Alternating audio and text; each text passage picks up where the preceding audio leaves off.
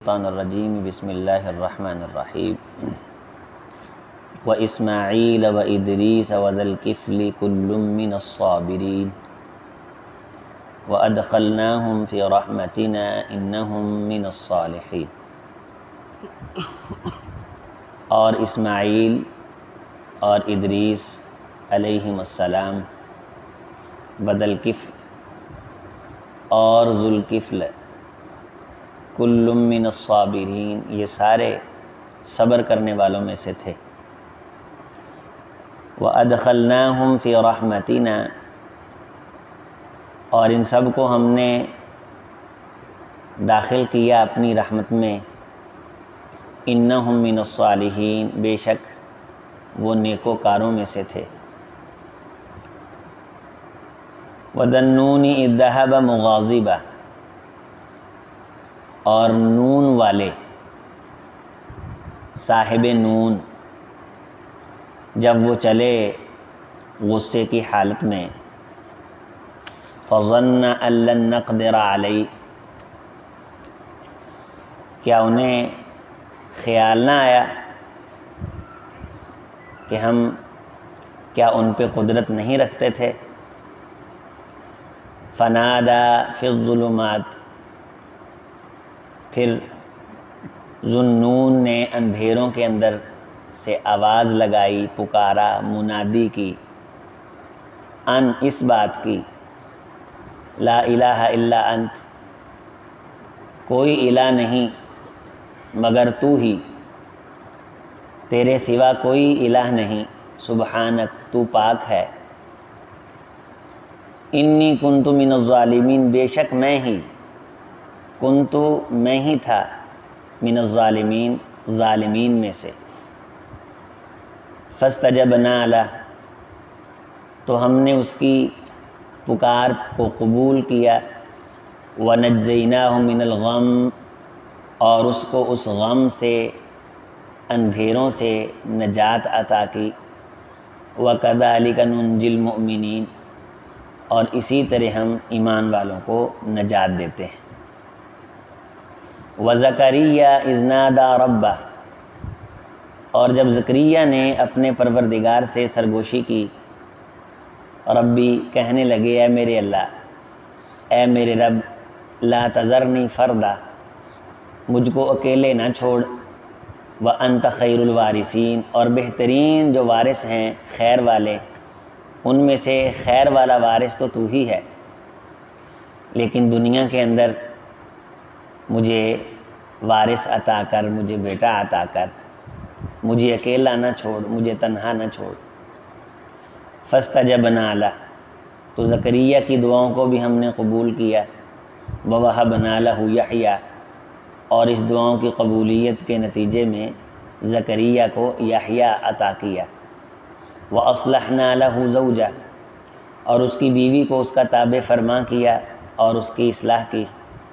انہم کانوا یسارعون فی الخیرات، بے شک یہ سارے نبی جن کا تذکرہ ہو رہا ہے، نیکی کے کاموں میں بڑھ چڑھ کے دوڑ لگانے والے، سبقت لے جانے والے، وَيَدْعُونَنَا رَغَبًا وَرَهَبًا، اور ہم سے دعائیں کرنے والے، رغبت رکھتے ہوئے، وَرَهَبًا، اور ایک ڈر دل میں رکھتے ہوئے، وَكَانُوا لَنَا خَاشِعِينَ، اور یہ سارے کے سارے ہمارے جلال کا خوف کھانے والے، ہمارے جلال کا قلب و جگر کے اندر ایک احترام رکھنے والے تھے۔ یہ سارے کے سارے اللہ کے نیک اور صالح اور برگزیدہ بندے تھے۔ اللہ تعالیٰ نے حضرت اسماعیل، حضرت ادریس اور حضرت ذا الکفل، اسماعیل اور ادریس تو اللہ کے نبی ہیں، ذا الکفل ان کے بارے کوئی صراحت نہیں ہے کہ یہ اللہ کے نبی ہیں، اللہ کے نیکوکار بندوں میں سے ہیں یہ۔ اور اسی طرح جس طرح سورۃ لقمان میں حضرت لقمان کا تذکرہ ہے، اور وہ بھی اللہ تعالیٰ کے نیک بندوں میں سے ہیں، اور اسی طرح اللہ تعالیٰ نے موسیٰ علیہ السلام کو جن کے پاس تعلیم حاصل کرنے کے لیے بھیجا، وہ بھی اللہ تعالیٰ کے نیک بندوں میں سے تھے۔ تو یہ بھی اللہ تعالیٰ کے نیک بندے ہیں، صبر کرنے والے، ذا الکفل۔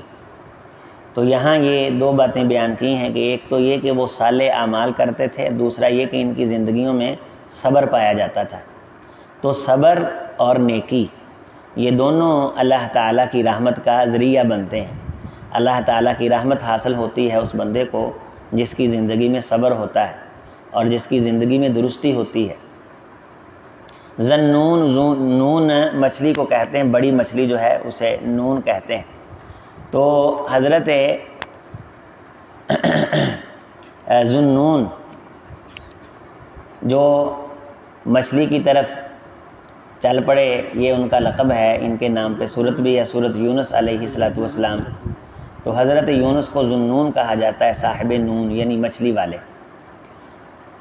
تو یہ اپنی قوم کو دعوت دیتے رہے تو قوم نے دعوت جب نہ مانی تو قوم سے غصے ہو کے چل پڑے۔ تو بعض دفعہ ایسے ہو جاتا ہے کہ انسان دل گرفتہ ہو جاتا ہے اور چل پڑتا ہے۔ تو یہاں یہ آیت جو ہے کہ فَظَنَّ أَن لَّن نَّقْدِرَ عَلَيْهِ، کہ ان کے دل میں خیال آیا کہ ہم ان پہ قدرت نہیں رکھتے۔ تو یہ ایسی بات نہیں ہے، یہ ایک انداز ہے قرآن مجید کا کہ نعوذ باللہ حضرت یونس علیہ السلام نے یہ سمجھ لیا کہ اللہ تعالیٰ مجھے پکڑنے پہ طاقت نہیں رکھتا، ایسی کوئی بات نہیں۔ یہ مطلب یہ ہے کہ جس طرح ہم بات کرتے کرتے کہہ دیتے ہیں کہ وہ چل پڑا اور اس کے ذہن میں یہ خیال آیا کہ میں اس کا پتہ نہیں کچھ بھی نہیں لگتا، یعنی وہ اس طرح گیا کہ جیسے میں کچھ بھی نہیں اس کا لگتا، حالانکہ وہ انسان بات کرتا ہے ایک عرف کے حساب سے۔ تو اسی طرح یہ ایک اللہ تعالیٰ کا کلام ہے، اور اس میں پھر آگے بعض مفسرین نے گستاخی والے الفاظ بھی حضرت یونس علیہ السلام کے بارے استعمال کیے ہیں۔ اللہ تعالیٰ اگر انہوں نے دل کے ارادے سے نہیں کیا تو انہیں معاف فرمائے۔ مولانا مودودی نے بھی سخت جملے بولے ہیں حضرت یونس علیہ السلام کے حوالے سے، اگر مولانا کی نیت بھی کوئی نیک تھی تو اللہ تعالیٰ انہیں بھی معاف فرمائے۔ لیکن یہ ایسے رویے ہیں کہ اللہ تعالیٰ ان پہ گرفت رکھتے ہیں، اللہ تعالیٰ ان کو معاف نہیں کرتے۔ تو یہاں یہ خیال نہیں آیا نبی کے دل میں، یہ ایک بات ہے، یہ محبت کا انداز ہوتا ہے، اس میں ایک محبت ہے، ایک جھلک ہے کہ اللہ کے رسول صلی اللہ علیہ وسلم کی زندگی مبارک میں، حیات طیبہ میں بھی ایک موڑ ایسا آیا جس میں آپ صلی اللہ علیہ وسلم نے فرمایا کہ جب آپ صلی اللہ علیہ وسلم نے وہ حنین کے موقع پہ طائف کے غزوے کے بعد بکریاں تقسیم کر دیں تو کچھ نوجوانوں نے بات کر دی، مدینے کے نوجوانوں نے، کہ لڑنے کے لیے ہم، مرنے کے لیے ہم، جب تقسیم کرنے کی باری آئی تو مدینے مکے والوں کو دے دیا۔ تو وہاں نبی صلی اللہ علیہ وسلم نے لمبا خطبہ ارشاد فرمایا، آپ نے فرمایا کہ ہاں تم یہ کہہ سکتے ہو کہ اے محمد صلی اللہ علیہ وسلم تجھے مکے والے رکھتے نہیں تھے، ہم نے تجھے رکھا۔ تم یہ کہہ سکتے ہو کہ مکے والوں نے تمہیں نکالا اور ہم نے تمہیں جگہ دی۔ تم یہ کہہ سکتے ہو کہ تجھے یہ مارتے تھے، ہم نے تمہیں بچایا۔ کیا وہاں خطبے کے اندر یہ الفاظ بھی آپ جب پورا پڑھیں گے تو مل جائیں گے کہ وہاں بات کرتے یہ بات ہے کہ میں آپ کا کچھ نہیں لگتا، آپ کے دل میں یہ خیال نہیں آیا کہ پوری کائنات ایک گلی پہ چلے گی، آپ سارے مدینے والے ایک گلی میں چلیں گے تو مجھے کہا جائے گا نا کہ کس گلی میں چلنا پسند کرتے ہو، تو میں محمد تو آپ کی گلی میں چلوں گا صلی اللہ علیہ وسلم، جس گلی کے اندر مدینے والے چلیں گے۔ تو یہاں یہ ہے فنادا، آواز کس کو لگائی؟ اللہ کو۔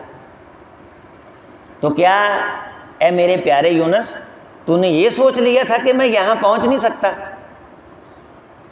تو اگر یہ تو خیال کر لیتا، دل کے اندر وہ غصے کو تھوڑا سا ضبط کر کے، کنٹرول کر کے دل میں یہ بات لے آتا کہ اللہ کی حکمرانی تو وہاں بھی ہے جہاں تو جا رہا ہے، تو پھر تو یہ قدم نہ اٹھاتا۔ تو غصے میں آ گیا، طیش میں آ گیا، جذبات میں آ گیا۔ یہ اتنا محبت کا انداز ہوتا ہے، اسے کہتے ہیں مان کے ساتھ بات کرنا۔ اللہ تعالیٰ بات کے ساتھ، مان کے ساتھ بات کرتے ہیں، لیکن مولانا یہاں سے ایک گستاخی کا پہلو نکالتے ہیں کہ انہوں نے یہ کر دیا، سلیمان علیہ السلام نے وہ کر دیا، انہیں یہ نہیں کرنا چاہیے تھا۔ اللہ نے یہاں یہ نہیں کہا کہ نہیں کرنا چاہیے تھا، یہاں انداز دیکھیں کہ کتنی محبت کا انداز۔ تھوڑی سی غور فرمائیں کہ نبی کہہ رہا ہے انی کنت من الظالمین، نبی کیا کہہ رہا ہے؟ انی کنت، اللہ میں ظالم ہوں۔ اور اگلی آیت یہ ہے، آیت مبارکہ 87، آیت نمبر 87، اس سے اگلی ہے 88، 88۔ پہلی ہے 87، دوسری ہے 88۔ 87 کا آخر ہے انی کنت من الظالمین اور 88 کا آخر ہے ننجی المومنین۔ اللہ کیا فرما رہے ہیں؟ نبی یہ کہہ رہا ہے اللہ میں ظالم ہوں، اللہ کہتا ہے نہ ننجی المومنین، یہاں آنا یہ چاہیے تھا ننجی الظالمین، ہم اسی طرح جب ظالم دعا کرتا ہے تو اس کو نجات دے دیتے ہیں۔ جب ظالم ہم سے دعا، نہ یہ نبی کی عاجزی تھی، انکساری تھی، یہ تھے نبی کے الفاظ، انی کنت من الظالمین۔ اب نعوذ باللہ کوئی آج اٹھ کے کہے کہ نبی ظالموں میں سے ہو گیا تھا تو یہ گستاخی ہے، یہ سری جرت ہے، یہ صراحت ہے، یہ بہت بڑی دیدہ دلیری ہے۔ اگلا لفظ ہے فاستجبنا لہ، ہم نے اس کی دعائیں قبول کی، ونجینا، اسے نجات دی، من الغم، غموں سے، وکذالک ننجی المؤمنین، اسی طرح ہم ایمان والوں کو، صاحب ایمان لوگوں کو اسی طرح نجات دیتے ہیں۔ یہ اللہ تعالیٰ کا پیار ہے اپنی برگزیدہ شخصیات کے ساتھ۔ اور یہ تو نبی تھے نا، تو قوم وہ رو پڑی جب پیغمبر ناراض ہو کے گیا، تو یہ ناراضی قوم کے لیے اللہ کی رحمت کا ذریعہ بن گئی۔ یہ کوئی ایسی بات نہیں ہوئی یہاں کہ انہوں نے نعوذ باللہ اللہ تعالیٰ کی گستاخی کی، نافرمانی کی، نہیں، قوم اتنا روئی کہ اللہ تعالیٰ نے لایا ہوا عذاب اس قوم میں یونس سے واپس کر دیا۔ ما امرت قبلہم من قوم الا قوم یونس فنفعها ایمانها، کوئی قوم ایسی نہیں کہ جو اللہ کے عذاب کو دیکھ کے ڈری ہو تو اس کے ڈر نے اسے فائدہ دیا ہو، سوائے قوم یونس کے ڈر کے۔ وہ اللہ کی پکڑ کو دیکھ کے اتنا روئی کہ اللہ تعالیٰ نے ان کے رونے کی بنیاد پہ اپنا لایا ہوا عذاب واپس پلٹا دیا۔ تو یہ تسبیح کمال کی ہے جو انسان کو غم سے، غم ویسے اندھیروں کو بھی کہتے ہیں، بعض دفعہ زندگی میں روشنی ہونے کے باوجود بھی اندھیرے ہو جاتے ہیں، ظاہری طور پہ سورج کی روشنی ہوتی ہے لیکن زندگی اندھیر ہو جاتی ہے۔ تو لا الہ الا انت سبحانک انی کنت من الظالمین، اللہ تو پاک ہے، تو بلند ہے، سبحانہ کا مطلب ہوتا ہے تو بھی اعلیٰ ہے، تیرے کام بھی بڑے اعلیٰ ہیں، تو بھی بے مثل ہے، تیرے کام بھی بے مثل ہیں۔ تو رہا میں تو ظالموں میں سے ہوں، میں ظالموں میں سے ہوں۔ یہ کہاں کہا؟ مچھلی کے پیٹ میں، اور ان اندھیروں میں رہے اللہ تعالیٰ نے وہاں سے سمندر اور پھر موجیں اور پھر مچھلی اور پھر مچھلی کا پیٹ اور یہ ساری ظلمتیں اللہ تعالیٰ نے ایک لمحے کے اندر حل نکالا اور اپنے پیغمبر کی حفاظت فرمائی۔ حضرت زکریہ علیہ السلام نے اللہ تعالیٰ سے بیٹے کی دعا مانگی اور کہا لا تذرنی فردا، اللہ مجھے اکیلا نہ چھوڑ، وانت خیر الوارثین، وارث تو خیر والا تو ہی ہے۔ تو یہ ضروری ہوتا ہے کہ اللہ تعالیٰ صالح نیک اولاد عطا کرے جو باپ کی بزرگی کے اندر اس کی ذمہ داریاں سنبھال لے، کیونکہ باہر کے بندے کو وہ چیزیں پتہ نہیں ہوتی جو گھر کے افراد کو پتہ ہوتا ہے کہ والد صاحب کی وراثت کیا ہے، ان کے کاروبار کا حساب کیا ہے، یہ بیٹھتے کہاں ہیں، یہ معاملات کس طرح کرتے ہیں۔ تو اگر نسل آگے نہ چلے تو معاملات دیگر گوں ہو جاتے ہیں۔ تو اسی بنیاد پہ ایک عالم دین یا ایک عام مسلمان آدمی اللہ تعالیٰ سے اپنی اولاد کا سوال کرتا ہے کہ وہ وارث بنے اس کے نظریے کی، اس کے فکر کی، اور اس کا نام لے کر کے آگے چلے۔ اب حضرت آپ یہ کہہ لیں کہ نبی صلی اللہ علیہ وسلم کے جو دادا ہیں ان کے جو والد گرامی ہیں وہ 3 بھائی ہیں، ہاشم، مطلب اور امیہ۔ امیہ سے نسل چلی ہے آگے ابو سفیان کی، اور جو مطلب ہیں ان کی نسل ہی نہیں چلی، ان کی اولاد نہیں تھی۔ یہ عبد المطلب کو انہوں نے پالا تھا، اسی لیے عبد المطلب کو مطلب کا غلام کہا جاتا تھا۔ یہ ہاشم کے بھائی تھے۔ ہاشم یہ بھی انتقال کر گئے، تھوڑی عمر میں ہی شادی ہوئی تھی مدینہ طیبہ میں، تو چند دن وہاں رہے، تو جب مکہ مکرمہ میں آئے تو وفات پا گئے۔ ان کی وفات کے بعد مطلب عبد المطلب پیدا ہوئے تھے۔ تو یہ مطلب چاچا تھے عبد المطلب کے۔ جب مدینے میں لے کے آئے تو پیچھے بیٹھے تھے، پھٹے پرانے کپڑے پائے تھے، لوگوں نے سمجھا کہ غلام خرید کے لے کے آئے ہیں۔ اب یہ جو مطلب ہیں ہاشم کے بھائی، ان کی نسل نہیں چلی، تو نسل کن کی آگے چلی؟ 2 کی، ہاشم کی اور امیہ کی۔ امیہ میں سے آگے آل امیہ ہے ساری کی ساری، اور ہاشم میں سے آگے نبی صلی اللہ علیہ وسلم کی اعلیٰ اولاد ہے۔ یہ سارے ایک دوسرے کے عزیز رشتہ دار ہیں۔ تو اس طرح نسل آگے چلتی ہے وارثوں بیٹے کے ذریعے سے، تو انسان کا نام زندہ رہتا ہے۔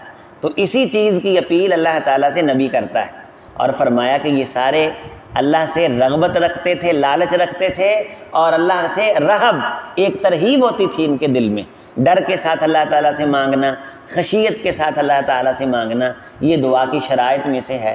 اللہ تعالیٰ ایسی دعا کو قبول فرماتے ہیں اور ایسی دعا پہ اللہ تعالیٰ عطا فرماتے ہیں۔ اور نیکی میں سبقت لے جانا یہ انبیاء کا شیوا ہے۔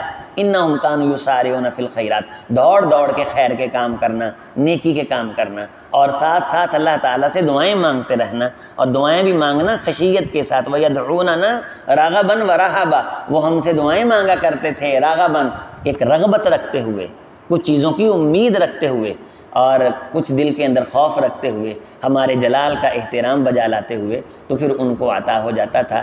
یہ دعا کے لوازمات میں سے ہے جو تذکرہ کیا جا رہا ہے کہ ایسا خشوع اور خضوع وہ اپنی کیفیت بنائی جائے، اور اللہ تعالیٰ سے اس خشوع اور خضوع کے ساتھ دعا مانگی جائے، تو اللہ تعالیٰ اس دعا کو قبول فرماتے ہیں، یقین کے ساتھ ہو، ایمان کے ساتھ ہو۔